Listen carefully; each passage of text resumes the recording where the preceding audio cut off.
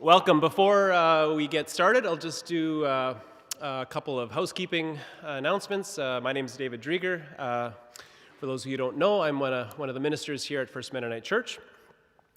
First things first, washrooms. There is a single-use washroom in the nursery. Just hang a hard right and another right there. There is a single-use and gendered washrooms in the basement if you need those. We will be having time for questions after this. We didn't put together something super slick. For those of you viewing online, I think if you click right here, perhaps there will be a YouTube button, and then that will take you from our website to YouTube, in which there is a chat function, which I will try to check later. So please bring your questions there. A note on questions. I hope our sessions, so we have for sure 3 more, and we might add the one that we missed at the end. We'll see about that. But I hope all these sessions raise questions for you. However, I do want to say at the beginning of this series and at the beginning of each talk, questions focused on whether queer individuals represent valid expressions of faith, or whether they should or should not be included in the church, are not a part of the time that we're having here in these sessions. There's innumerable resources that have been developed, as well as plenty of opportunities to have those sorts of conversations. I'm happy to help point you in those directions if that's the kind of conversation you want to have. But that's not the question on the table for this series, and so just want to remind you of that.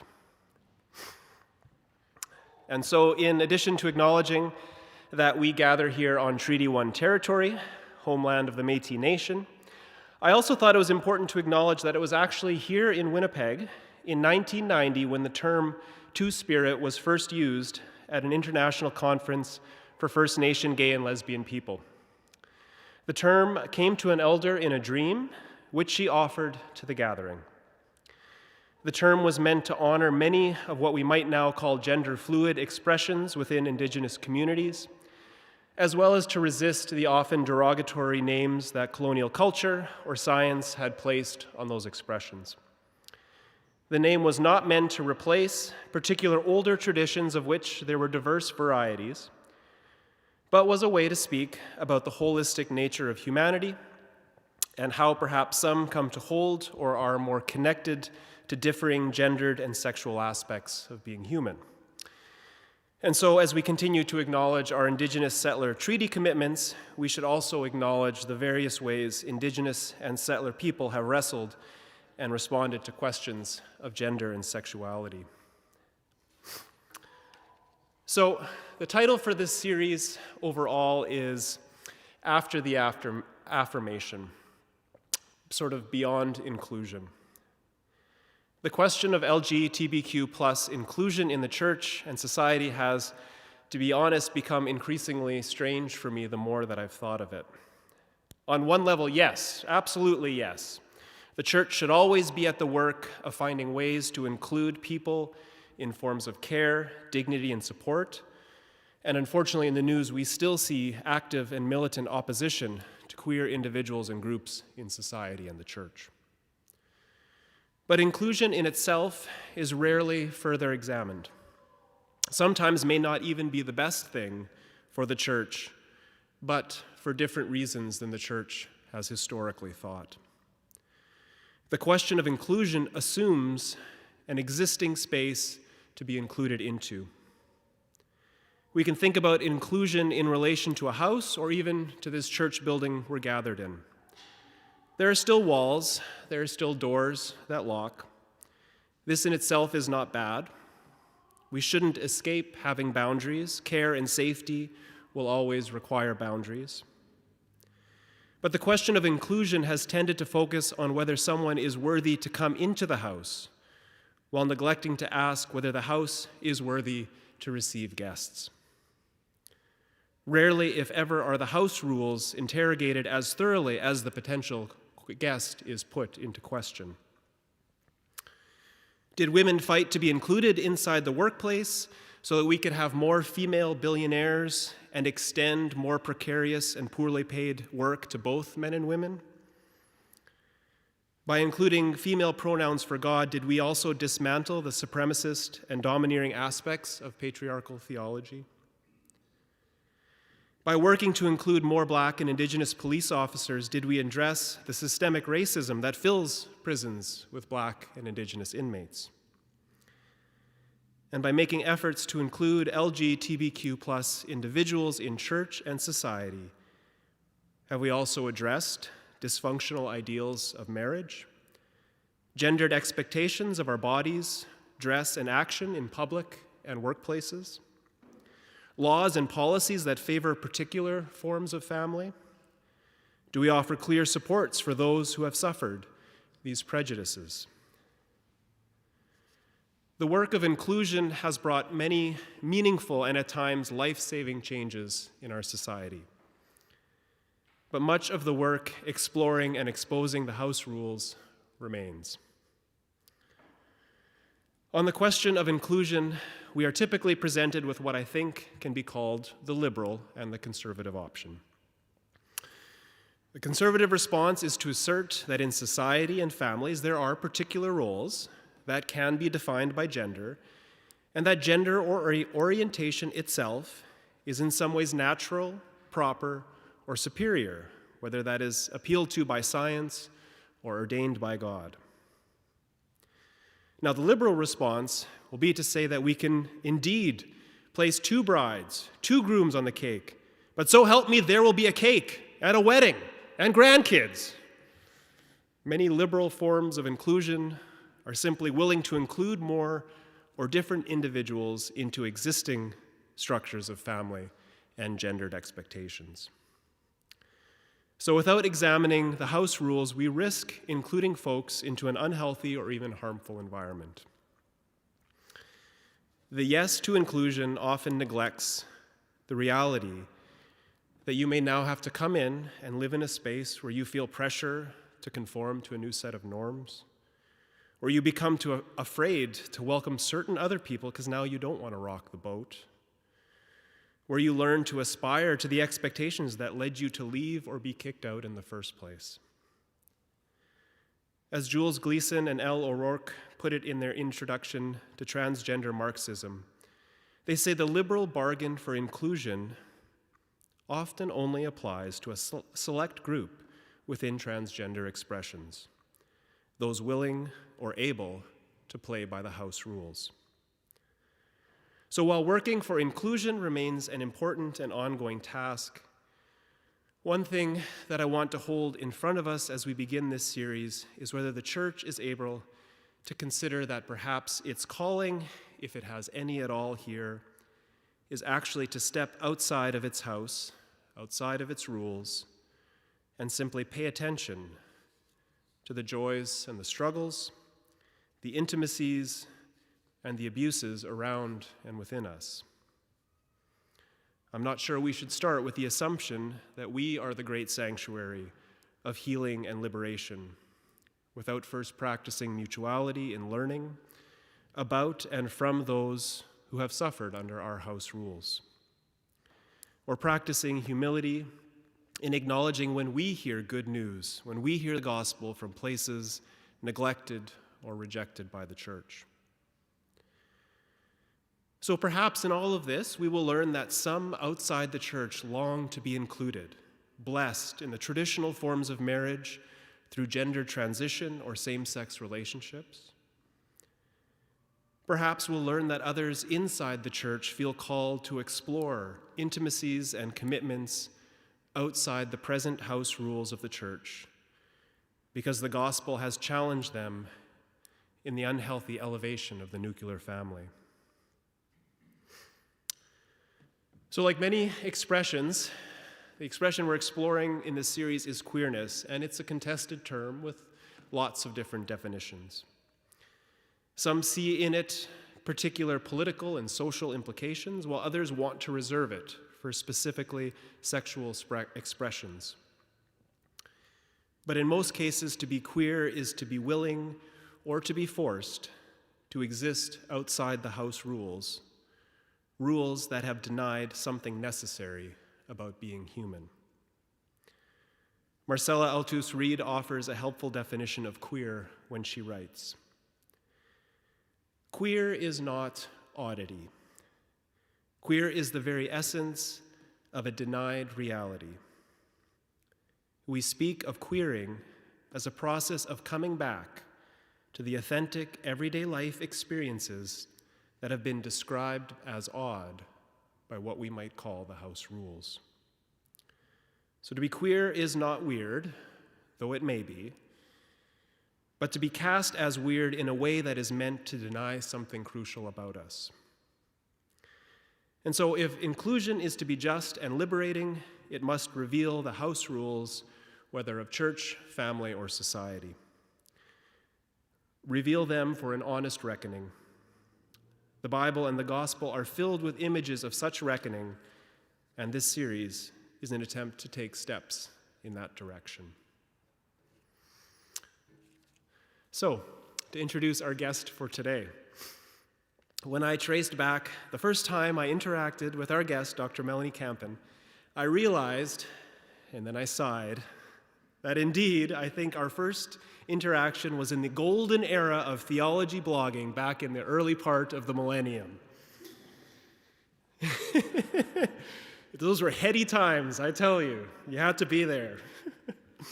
I was fortunate enough to be part of a reading group with Melanie for a few years, where I believe we engaged some of their master's research, but I somewhat lost track of their work as they went on to doctoral studies in Toronto. Since completing their PhD, Melanie has completed a postdoc with the Plett Foundation, where they researched reporting on sexual violence in Mennonite newspapers in Canada. Melanie has taught a course at the University of Winnipeg on the history of peace and nonviolence, continues to work on Mennonite involvement in Indian residential and day schools in Canada, and the intersections of Mennonite peace theology and ethics and colonialism. While having parted ways somewhat, I have appreciated watching Melanie's path and their commitment to rigorous thought and compassionate justice, and their willingness to follow where that might lead. Welcome here.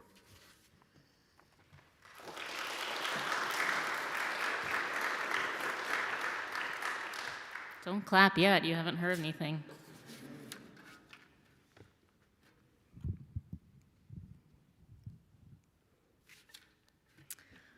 So, as Dave already said, queer theory and theology is not my research area. I'm not an expert on queer theory or theology. I have dabbled in it here and there, kind of as a hobby for myself, but my queerness is not the subject of my work for justice, but it is my lived work for justice. I am an expert on queer life. So when David asked me to speak in this series, I was hesitant. I don't engage in Mennonite or other Christian conversations about queer people in the church because I refuse to argue with people about whether or not who I am is valid. I'm not an object of examination. I'm not a point of conversation, not a topic of debate. I am queer, yes, but that doesn't mean what you think that it means. It's not about sexuality at the end of the day. My queerness is what helps me to see suffering in the world and to work against oppression and for justice and healing from a specific starting point of empathy and of thinking outside the box.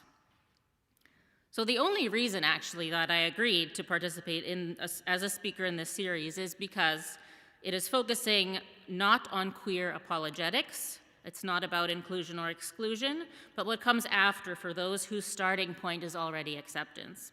I told David that I would only participate if he would announce that questions about inclusion are not allowed in this space, because I said I will not answer a single one of them. I refuse to do that kind of labor. I deeply respect the people who do. I don't know where they find that energy, but it is important work. I, however, will not explain or defend myself. My life itself is the only explanation for and defense of my life itself.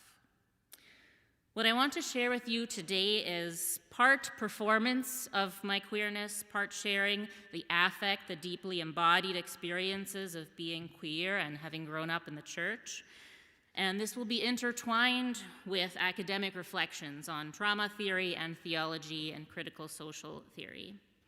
That's how my brain works, a constant back and forth of what is felt and what is thought, and the constant realization that those things are not in fact separate, a false binary.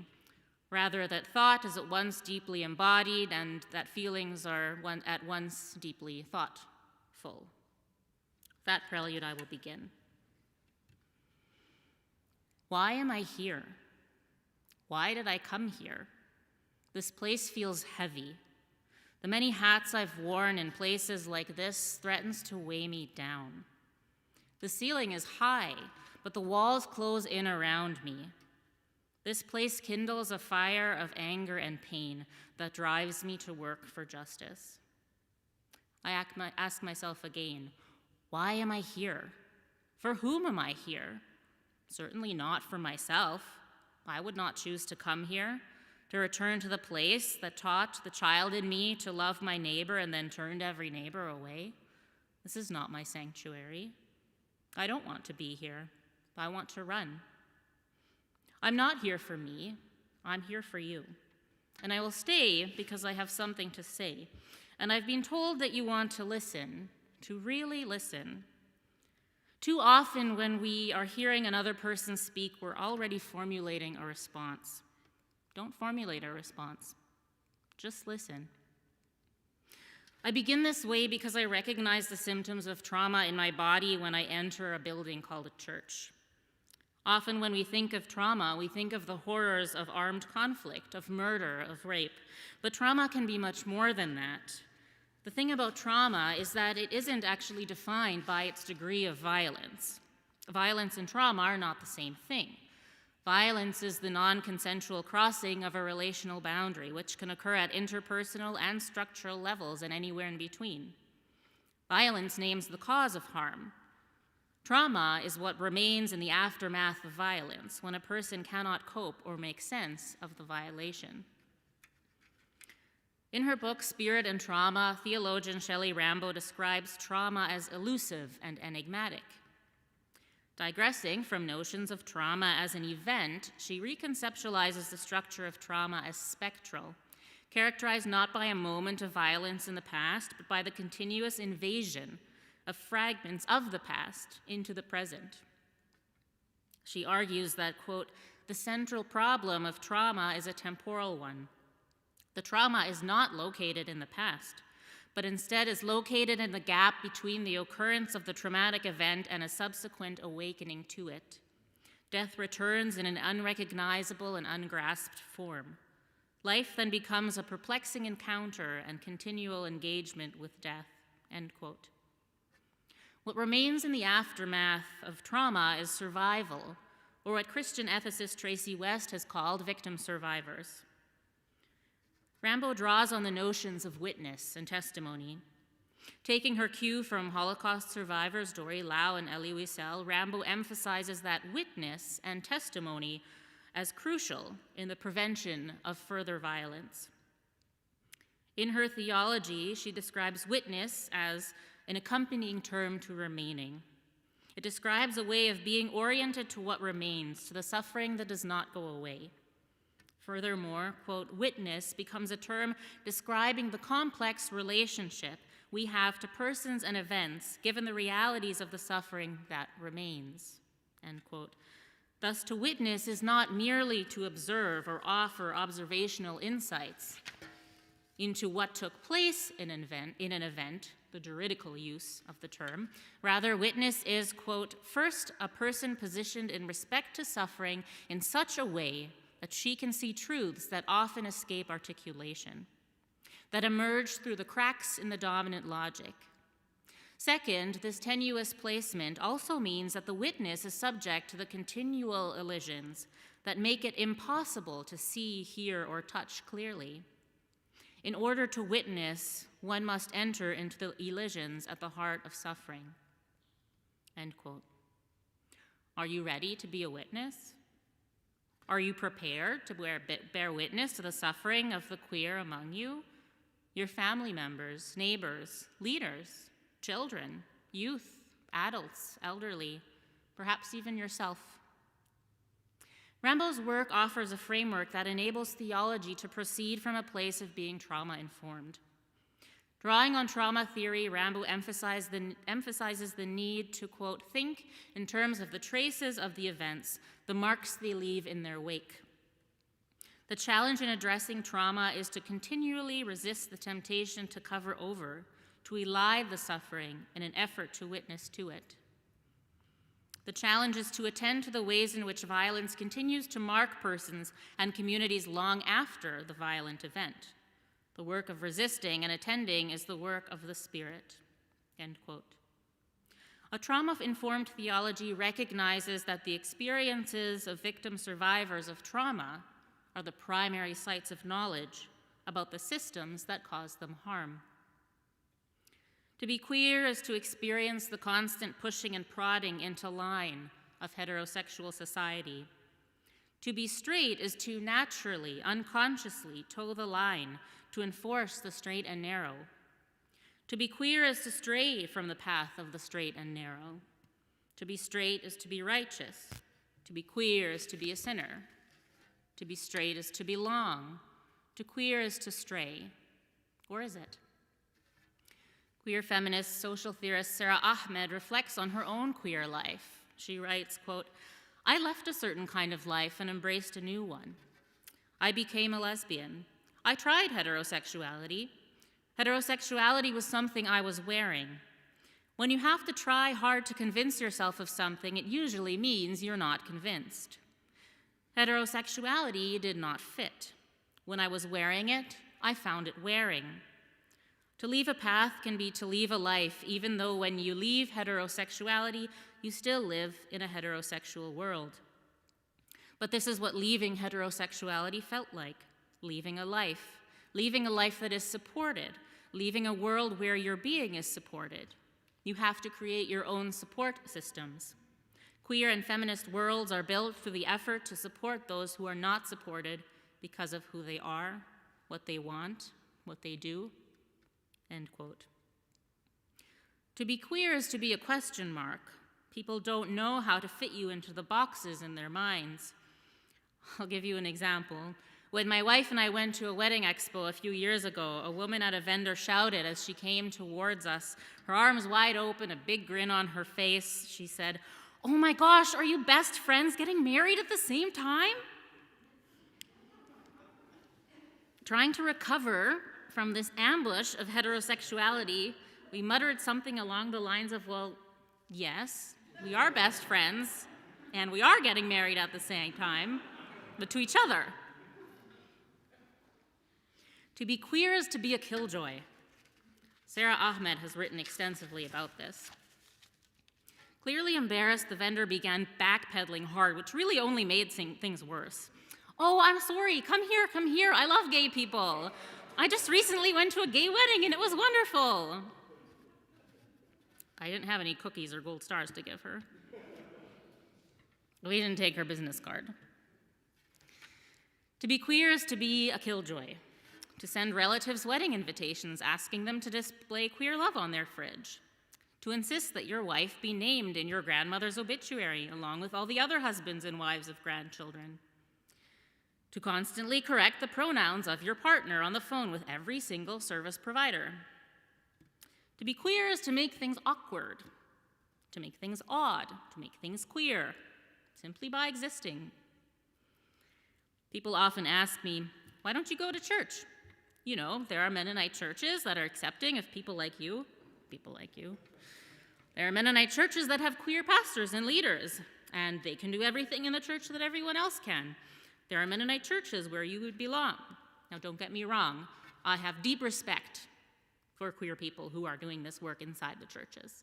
Again, I don't know where you get that energy. I don't have that energy or that patience. Representation is hugely important. It's not everything. You all have different roles to play.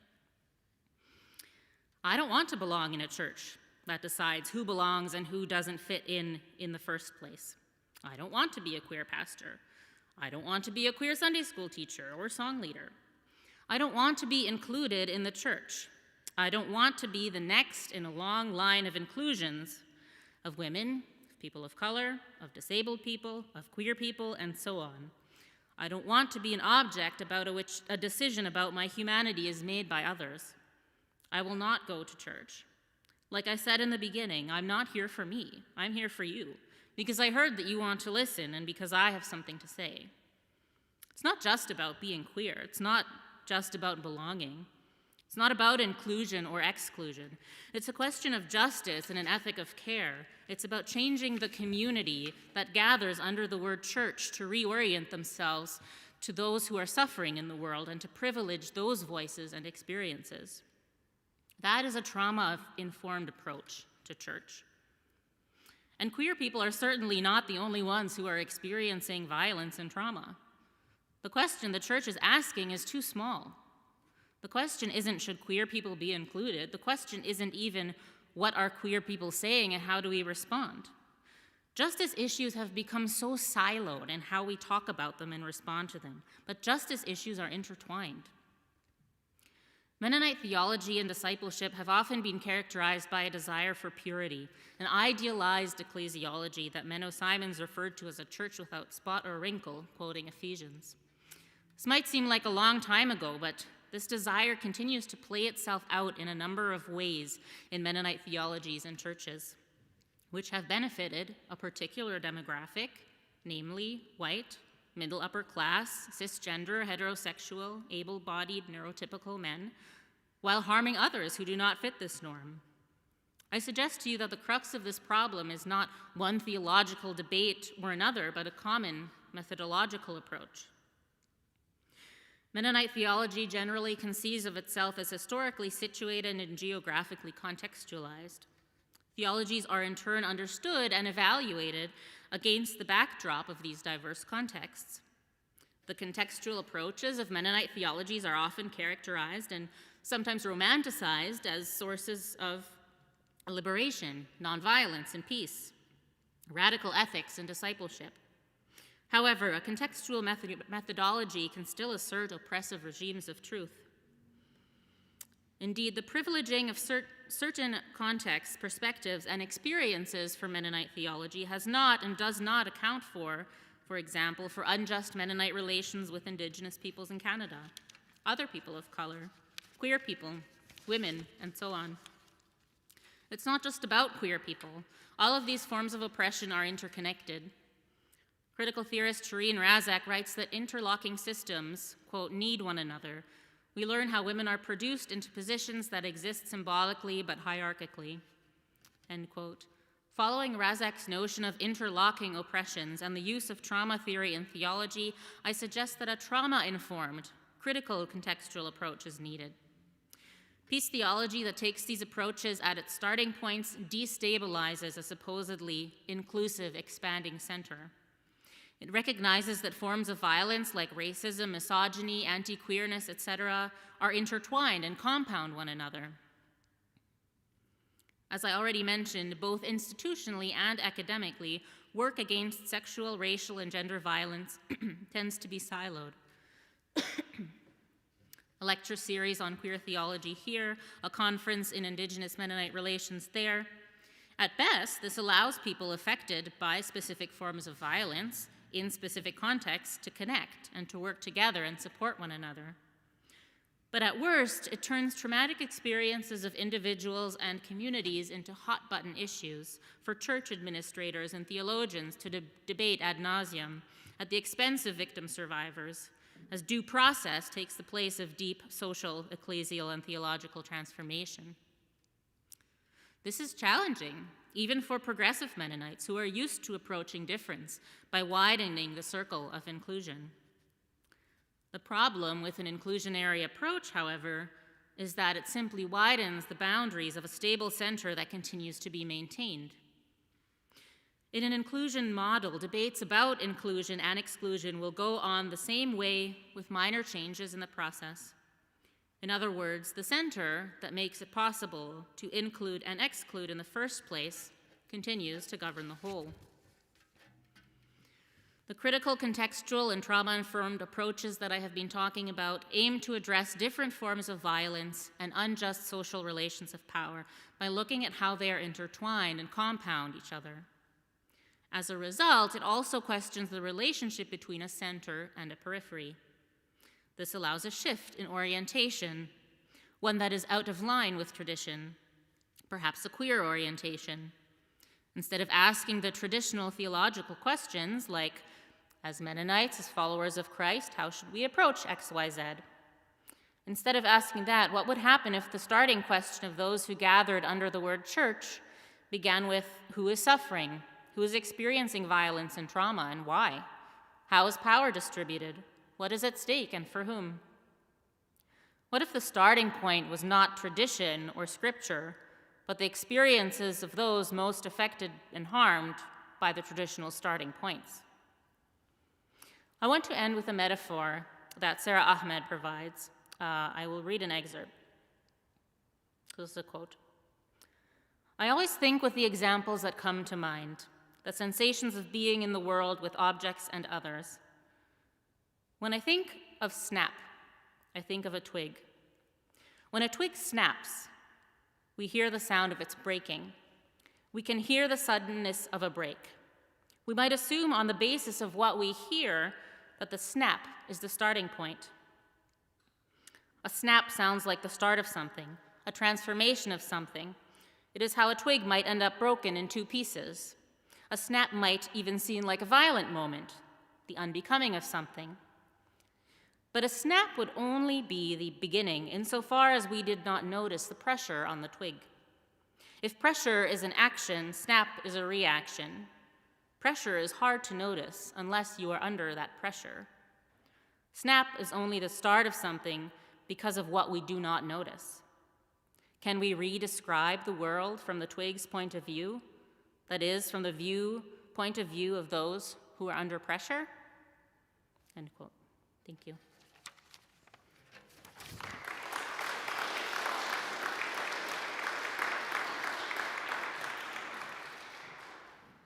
So I'll maybe start from here. This is a mic that anyone can use. Are we getting there? Maybe give me a little more. Okay. Thank you very much, Melanie. Very much appreciated that you came into this space, and with the metaphor of the building and its house rules as it is, respect and appreciation for your sharing tonight. Just thinking, as if any of you have questions, maybe think about them and you can come up here.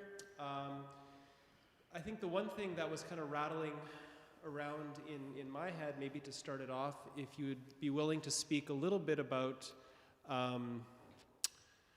your experience or understanding of the role of the, for better or worse, the role of the individual and the institution. And when I think of care and when I think of justice, we're inevitably going to try to enact that through institutions, and yet institutions seem to have that horrible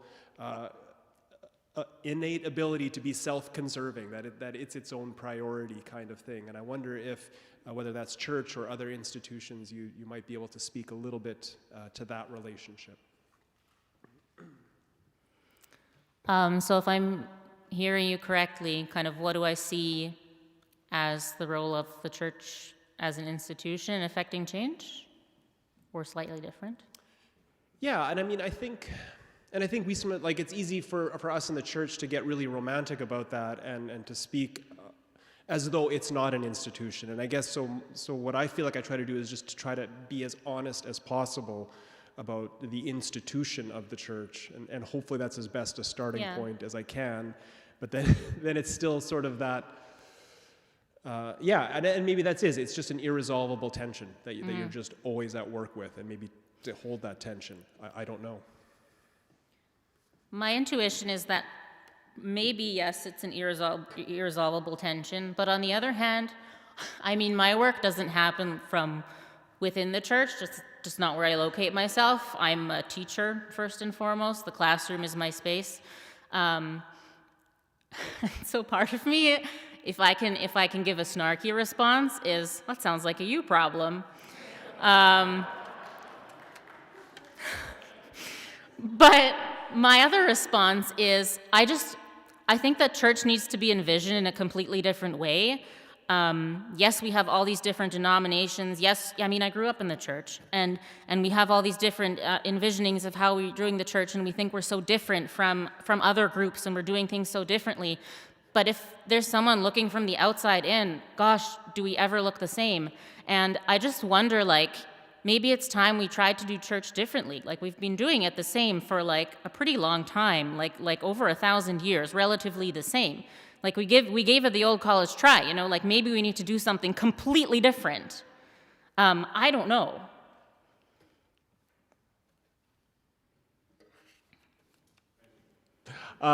Anyone else that would like to comment or question, please? Yeah, come on up.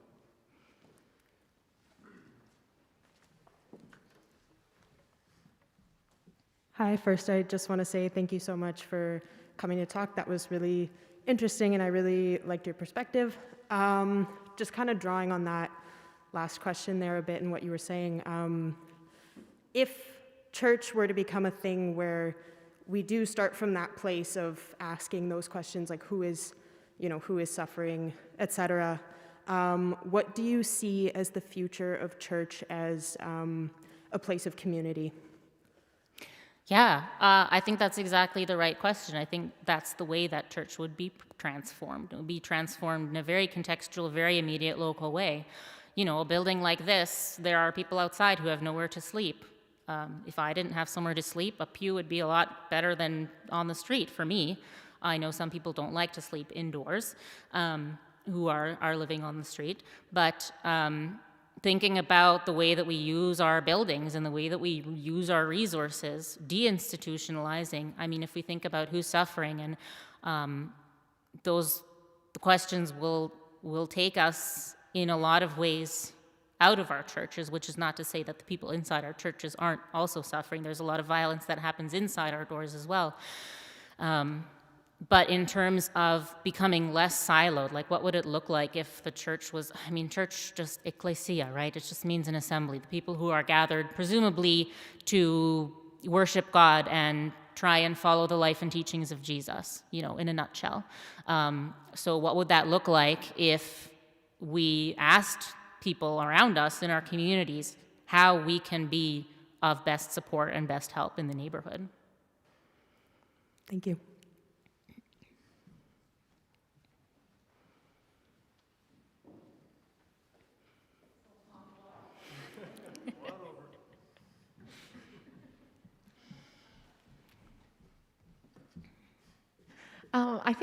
I want to hear more of, so much of your research has been about trauma, and also I know you've read a lot about specifically how the church probably often very poorly deals with the trauma of sexual assault survivors, etc. And then picking up on this institutional thing, I would love to hear more of what you have to say about where have you seen a good response to trauma? And maybe that comes with maybe 5 stories of bad ones first. I don't know. I'm curious how that's looked in all of this work you've done. And as you mentioned, sort of your own feelings walking into this space. I'm curious how has that ever gone well? Can that ever come from an institutional space, or does that come from individuals when there's a response to trauma? Mm-hmm. Yeah, that's a good question. I personally, and that doesn't mean there aren't stories, I haven't heard every story, but I personally haven't heard of a good way that a church has handled a case of internal violence. But there's an organization run by some of my friends called Into Account, primarily based in the US, and they are advocates and help people, primarily Mennonites and ex-Mennonites, with sexual violence cases in their churches and in their academic institutions, universities. Part of what lets them do their work very well is that they're not tied to a church or an academic institution. And so they don't have anybody coming at them being like, our constituents don't like this, don't say this, don't do this, or they'll pull their funding. That's often a concern, especially in academic institutions. I don't really know if you don't have that. There's a different power structure because it's run by like 3 or 4 people who are friends. who have training in various areas around trauma and advocacy and even working with legal cases. They are not bound by the same sort of financial powers or even social powers that exist in a church, or in a school. In a community, you might have families that have the power to put social pressure on certain things that happen. Even though a church might not be specifically hierarchical, there's still power that's distributed, and anybody who has ever been at the receiving end of this power knows who has power in a given church.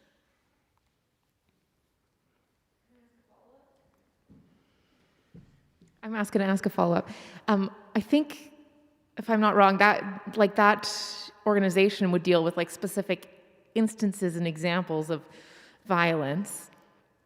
When you shared a bit, you were vulnerable enough to share a bit about your own sort of trauma of this space, which is also probably more maybe I'm putting words in your mouth, but it doesn't always land on one event or one incident. And I guess I'm just very curious about how we start to listen to and address the traumas that are harder to pin down, but still have these stories of suffering. I don't know if you've thought about that or just even in your own experience, whatever.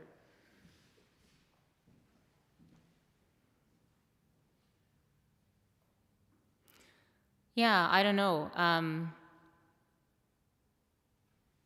I guess it depends on who wants to share their stories, and if there's a space for them to share their stories, and if that is something that they would find healing or not. Sometimes what can happen when people share their stories of trauma is there's this kind of morbid curiosity from people who haven't experienced that trauma to hear the trauma, and it tends to perpetuate the negative effects of trauma for that person, or their story gets kind of sensationalized and things like that. I think through the building of close relationships with the people that you already have close relationships with. There's also a danger to, trying to seek out, I don't have any queer friends, should go seek out queer friends. Well, that's a little weird too. But if you insert yourself in places and go to Rainbow Resource Center and hey, I've got some skills that maybe you could use here, you might make some natural friendships, and that's probably a good place to start.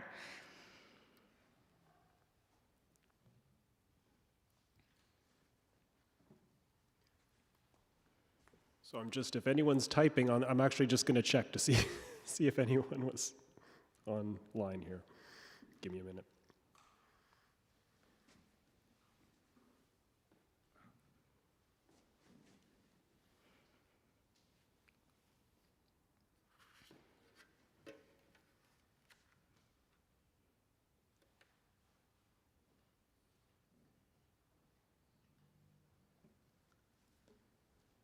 Nope. Okay. Thank you. As we didn't really collaborate my intro or Melanie's input, but I feel fed back the idea that we need to examine our house rules. That's just the work that if we're going to stay in here, that's the commitment, and to do a lot more of the going outside of the house and the house rules to listen and learn and just be. So I want to join, if you could join me again in thanking Dr. Kampen for her time this night. Thank you. And thanks everyone for coming. Feel free to hang around for a while and visit if you like. Next week will be something completely different. It'll be a little more participatory. We're going to do queer theology and worship and song and confessionals. So maybe that's good, or maybe I shouldn't have said that and you won't come back. But hope to have you all here next Sunday night at 7. So thanks so much, everybody, for coming.